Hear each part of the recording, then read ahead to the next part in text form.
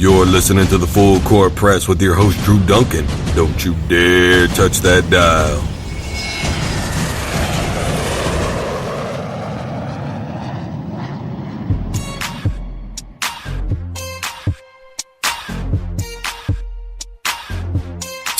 Happy Friday to everybody out there listening. You've been listening to the Full Court Press. It has been Facebook Friday on the Full Court Press. I'm pretty sure I know what's on your Facebook news feed.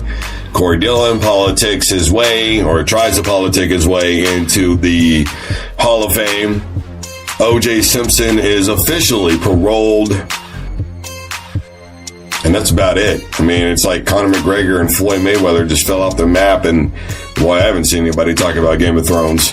So I'm pretty sure that's what your Facebook newsfeed looks like.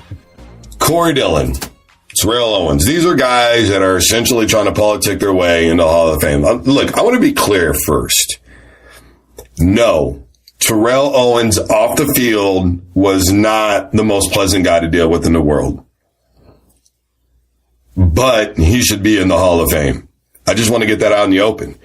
And anybody who doesn't think that he should be in the Hall of Fame, I would love to hear your justification.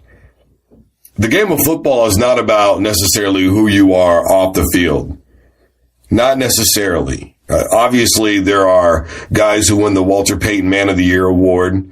But I'd be willing to bet that somebody could do all those great things off the field and work with a multitude of charities and really take care of people in their communities.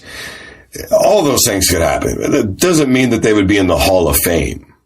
Okay. Conversely, that doesn't mean that people who are in the Hall of Fame all have a great track record.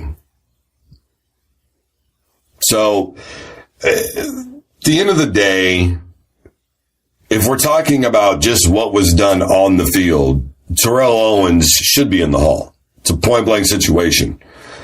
The only thing that I really had an issue with Terrell Owens when he got on TV and tried to politic for his position in the Hall of Fame was he said that he just didn't work with great quarterbacks, and Jerry Rice had, Joe Montana and a stacked roster to work with. And people forget, I guess, that number one, there was a time when Joe Montana's head coach was considering trading old Joe, and he was going to trade him for John Elway.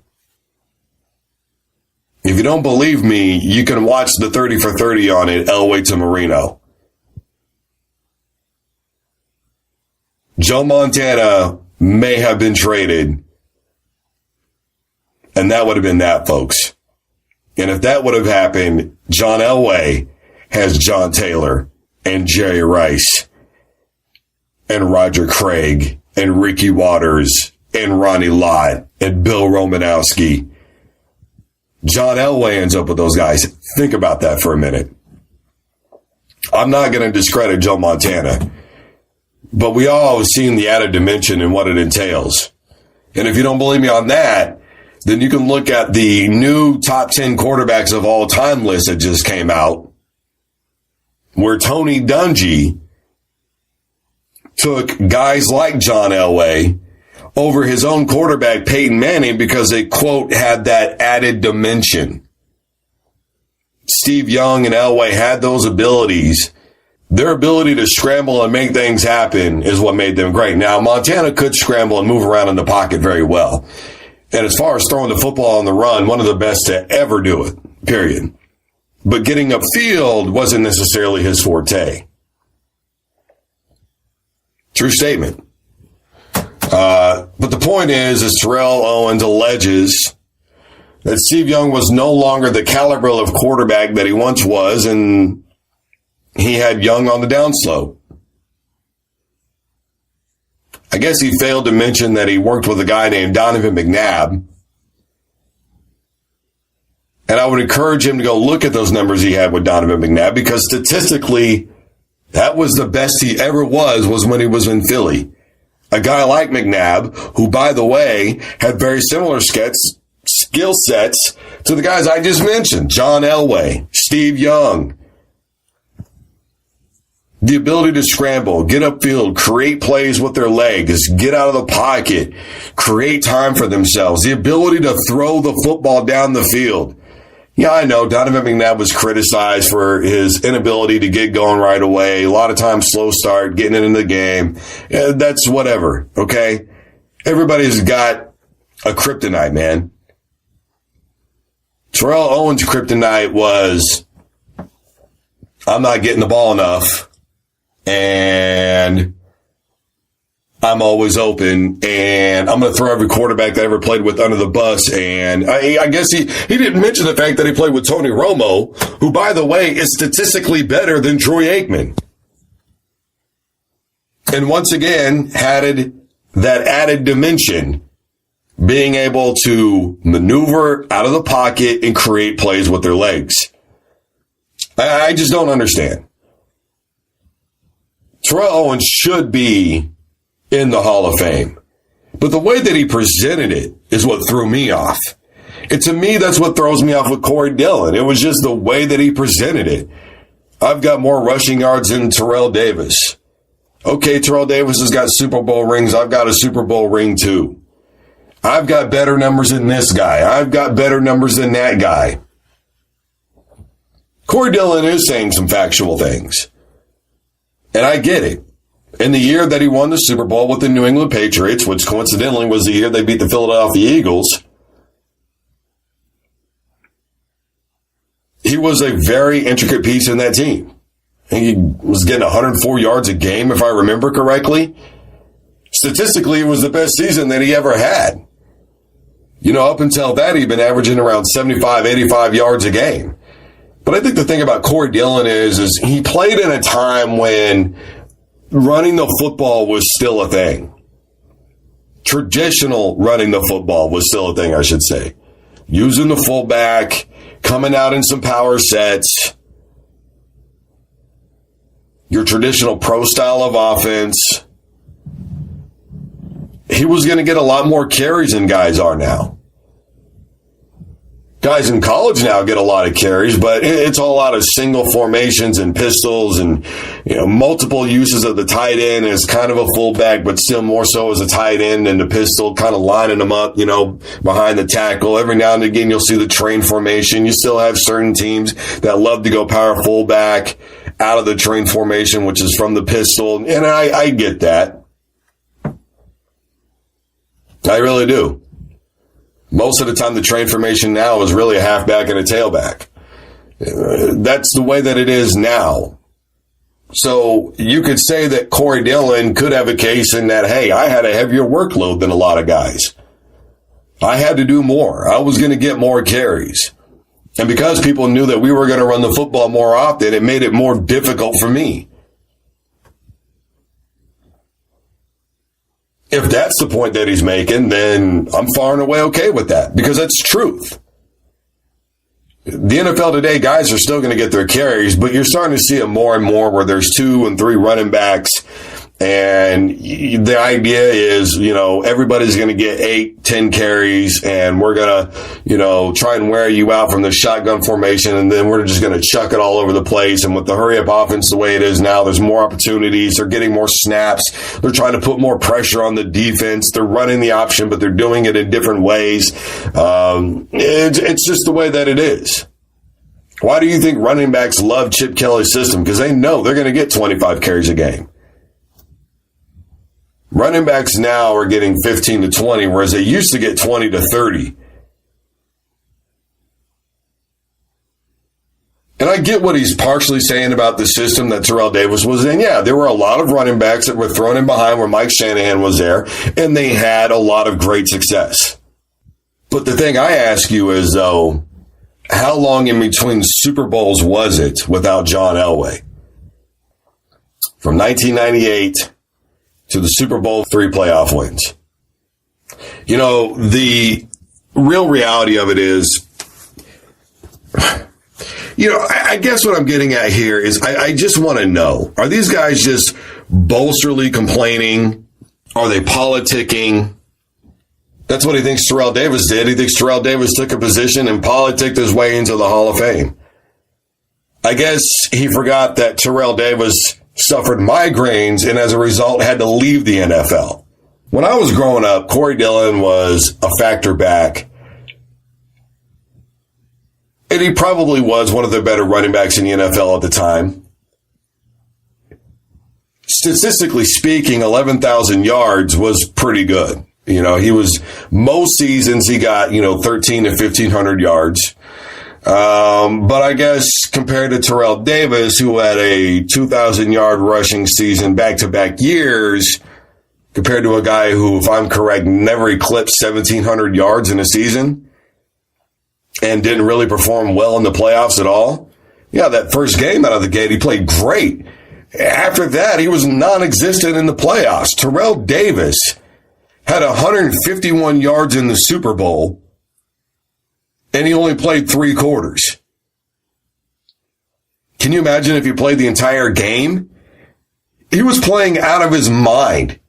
Corey Dillon wasn't effective in the playoffs. He was shut down. Don't believe me, you can look it up. He had one good game in the playoffs, that was it. Everything else was 50 yards, 40 yards, 73 yards. And we're not exactly mind blown. I mean, come on, look at John Starks, what he's done overall in his career. He's very inconsistent. He had 3 really great playoff games that helped the Green Bay Packers get to the Super Bowl. And what has he done since then? Does having a Super Bowl ring automatically entitle you to the Hall of Fame? There's guys that are in the Hall of Fame that don't have a ring. Has anybody heard of Dan Marino? I don't know. Are stats everything? Are they really everything? That's the thing that really bothers me about football now, is everything is so stat driven. We don't look at formations anymore. We don't look at styles of play anymore. We don't look to see how this guy affects the team. Are they really that good with or without him? All year long, I would say that Kawhi Leonard was the best player in the NBA. And all I heard was how, the Spurs would still be good without Kawhi Leonard. And that's the main difference. Well, Kawhi Leonard goes down and they're up by 25 in that game and they still get beat. And they get thrashed the rest of the way through. The Golden State Warriors went into the NBA Finals an undefeated basketball team in the playoffs. How good would the Patriots have been without Corey Dillon the year that he was there and they won a Super Bowl against the Eagles? Let me break it down to you like this. LeGarrette Blount was basically non-existent for the New England Patriots for a long time. Then all of a sudden he breaks out in the playoffs. But is the playoffs the only time you can make your mark? I mean, it's a catch-22 with all these arguments, isn't it? Think about Peyton Manning and all the one-and-dones he's had in his career, including in Denver. Doesn't anybody remember the first year he was the quarterback there? Phenomenal season. First playoff game. Up 21-0, they get beat by the Ravens. Like I said. Until Manning's second year, Denver, without Elway, only won 3 playoff games. That's from 1999 all the way to 2013. Of course, there's worse, but there's also a lot better. You see, John Elway, at the end of the day, was much more of a factor for that football team than people still realize. That's the point that I'm making. Without Corey Dillon, would the Bengals have been a better or worse football team? Without Corey Dillon, would the New England Patriots have been okay? And with the overall success of the New England Patriots, tainted or not, you have to believe that they'd have been okay. Because look, if you believe the Patriots seasons were tainted, they still would have won, right? From cheating. But if you don't believe that they were tainted and you think that it's overblown and a lot of the other teams have all done the same things, and you go, hey man, we're just better at cheating. Or if you think that some of it really didn't happen, or was it the fault of this person or that person, whatever the case may be, whatever your viewpoint is, the New England Patriots probably would have been okay without Corey Dillon. I'm not going to take away from that season that he had with them. Phenomenal year. But I've always had two teams in the NFL, Denver and Philly. So you better believe I've watched that Super Bowl game. The Patriots weren't exactly dominant. And Corey Dillon wasn't exactly over the top good. Terrell Owens, who had healed from a broken leg in 7 weeks, was the best player on the field that day. Was it 9 catches, 151 yards? And now we see it come around to 2 guys on the field. One guy performs politics for his Hall of Fame career and is probably justified. And another guy politics for his Hall of Fame career, and it could go either way.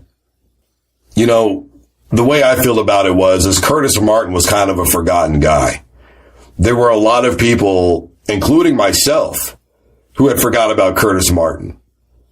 And then one day pops up and he goes, oh, Curtis Martin's in the Hall of Fame. Oh, yeah, I remember him, New York Jets. And yeah, I remember Curtis. Yeah, he was one of my favorite guys to watch, Curtis Martin. New England Patriots. Yeah, are you okay? I remember Curtis Martin. It happens all the time. Clearly, he's still respected in Cincinnati. Matter of fact, that's where this interview took place. Was on a Bengals sports program. So that speaks a lot. It really does. Should Corey Dillon be in the Hall of Fame? At the end of the day, if you look statistically speaking, yeah, probably.